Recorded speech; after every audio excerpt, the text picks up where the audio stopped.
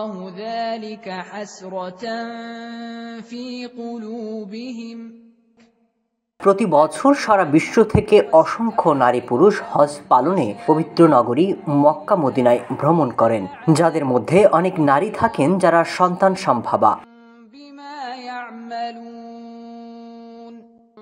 হজের সময় অনেক দম্পতির সন্তান ভূমিষ্ঠ হয়। এবার ৩০ বছর বয়সী এক নাইজেরীয় হজযাত্রী একটি সুস্থ ছেলে শিশুর জন্ম দিয়েছেন। এবছর হজ মৌসুমে এটি প্রথম নবজাতকের আগমন।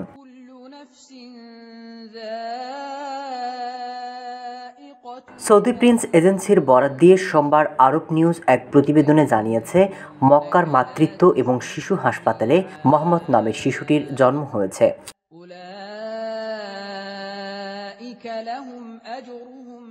৩১ সপ্তাহের গর্ভাবস্থায় প্রসব বেদনা অনুভবের পর ওই হজযাত্রী হাসপাতালে জরুরি কক্ষে পৌঁছেন। চিকিৎসকরা দ্রুততার সাথে অবস্থা মূল্যায়ন করে তাকে প্রসূতি ওয়ার্ডে হস্তান্তর করেন। পরে সেখানে তিনি স্বাভাবিকভাবে শিশুর জন্ম দেন। আরব নিউজ জানিয়েছে, মায়ের শারীরিক অবস্থা বেশ ভালো, তিনি সুস্থ হয়ে উঠেছেন। অন্যদিকে শিশু মোহাম্মদ বিশেষ পর্যবেক্ষণে রয়েছে।